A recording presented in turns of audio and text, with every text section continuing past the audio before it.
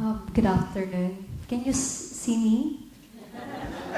If not, it's okay. What's important is you can hear me. A while back, I plan to speak in my own language, but it's a big problem if I will speak Tagalog, right? So I'm just joking.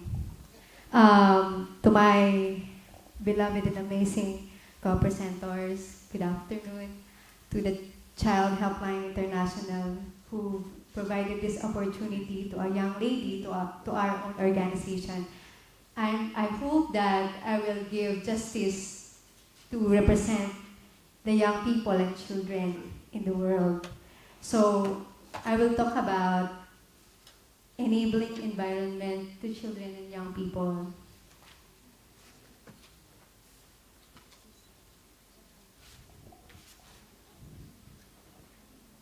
In your own simple ways, I know you have a lot of experience providing services, education to children and young people.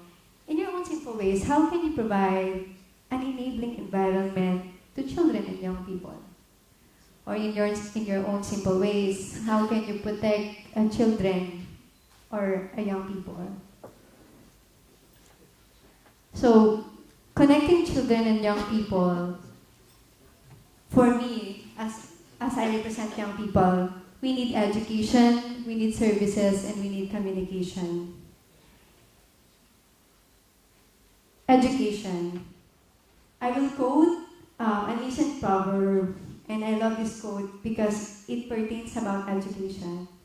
So it says, "Tell me I forget, show me I remember, involve me, I understand." Young people and children do have a lot of capacities in learning, but the best way on how to teach, to guide, to approach them is through experiential learning. There are a lot of studies that will support this simple quote, this simple theory. And with my own experience, I think this is very truthful. I am a peer educator since 2009, and I met a lot of children and young people in different areas in the Philippines and in Asia Pacific.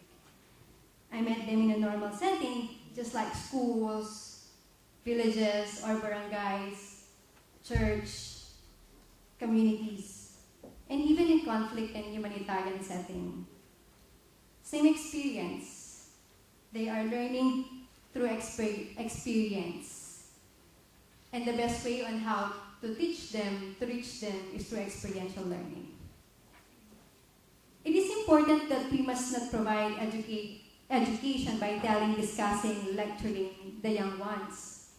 It is not also enough that we provide pictures, audiovisual presentations, comic type, IEC materials, and even sometimes data.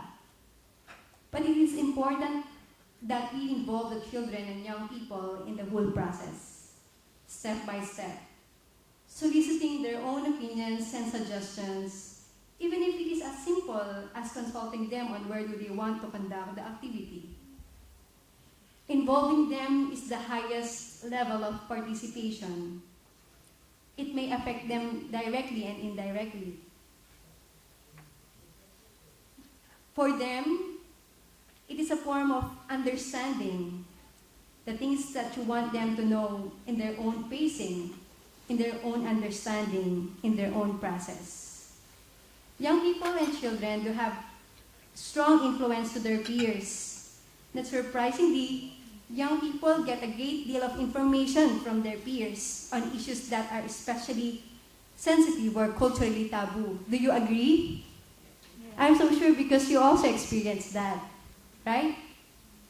Are you with me, guys? Involving them is a way to empower them. It offers them the opportunity to participate in every activities that affect them and to access the information and services they need to protect their health, their self, and to exercise their rights. Access to services. When I learned Sage I I'm very amazed because you provide a lot of services to young people. You talk about and provide sexual and reproductive health services, legal support, youth-friendly services, psychosocial and mental health support, HIV and AIDS prevention and treatment. It is very important that when you provide services, it will really reach your key populations. Key populations are the children and young people. They are a target group. But young people and children are diverse. Right? You can meet young people who are in conflict and humanitarian setting, the IDPs. You can meet young people who are out of school youth or in school youth. So, providing services, you must know your target audience. You must know them. Not just technically, but you must know them by heart. Services must be youth-friendly or children-friendly. It must be available all the time. It must be easy to reach. Sometimes it is hard to reach the children and young people, even if you have a great space for them, or even if you have a lot beautiful services or health centers. Demand and supply is an issue reaching young people. Do you agree? That is why it is important to capacitate them to access your services. Empowerment is a key for them to dial the hotline or to visit the centers, especially in our country, not all islands. We do have 7,000 plus islands in the Philippines. And the southern part of the Philippines don't have any internet connection. And there are some children and young people don't even know what is Facebook. Or if they don't even know how to use a cell phone. What I'm trying to point out is we must think outside the box. What Madam said.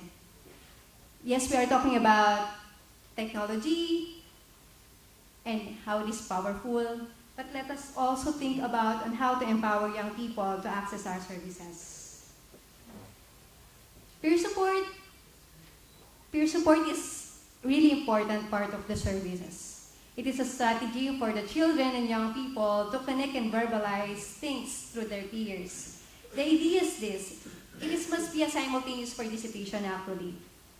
You must ready your center or the services that you provide, and you must also ready the community where the young people is located. You must also empower them that we have these services, and you must access it, whether you have difficulties, you have challenges, or you have problems. Or you can visit us anytime if you just want.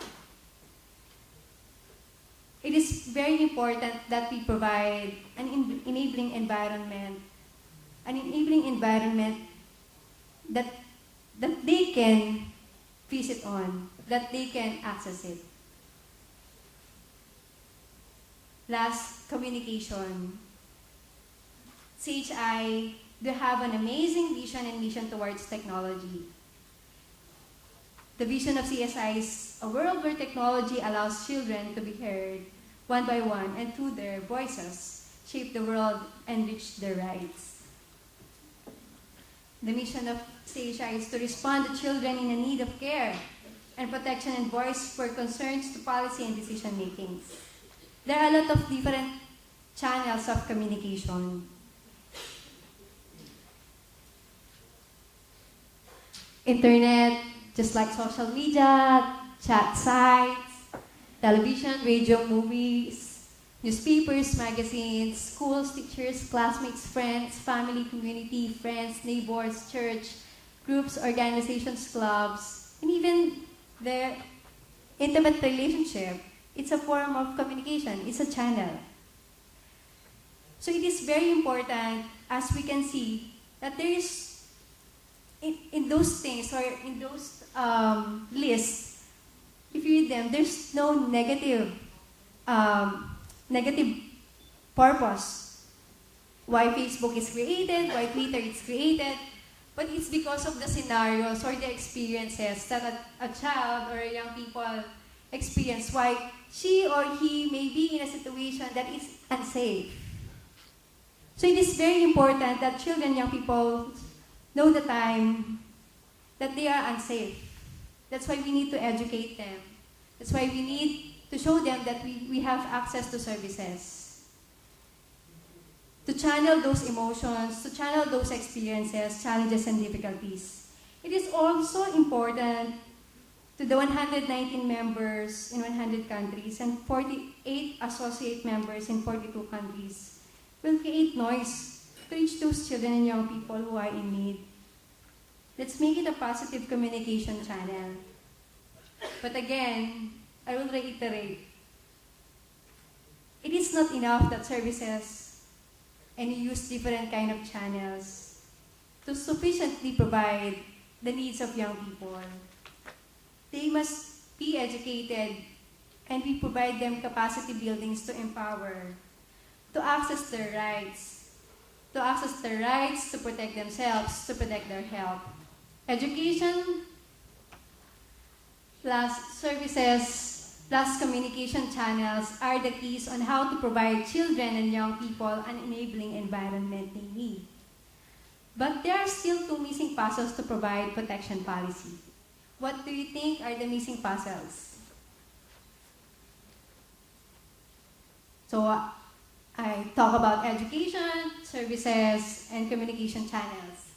What do you think are the two missing channels or the two missing puzzles to complete and to provide a connection to young people and children?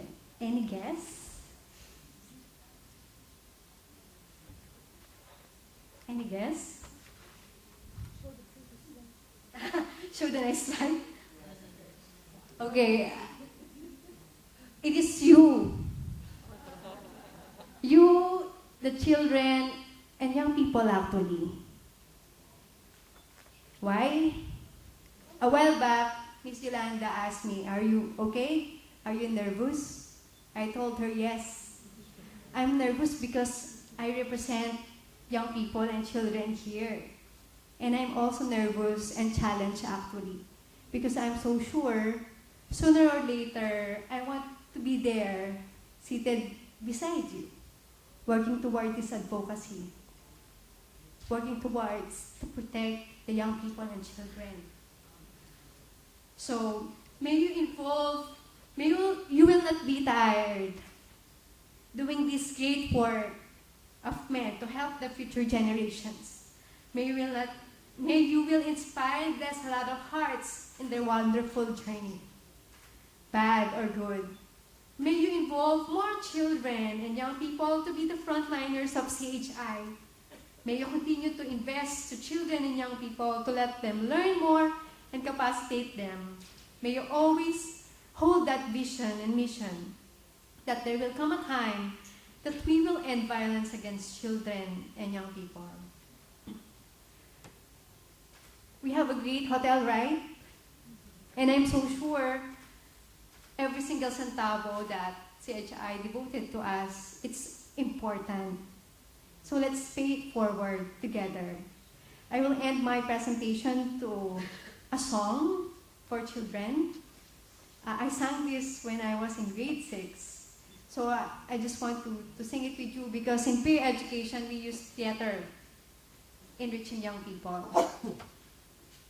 We are the children of yesterday's dream. We are the promise of the future we bring. Waving the banner of love to all, to every nation, the rich and the poor. We are the world of the restless and young, and we need a hand to guide us, helping each other, build each other, as long as we're together, you and me. You were once a child, and you are the yesterday's dream. And thank you so much for this opportunity, sharing with you my own experience on how to connect young people and how to connect children together. Thank you.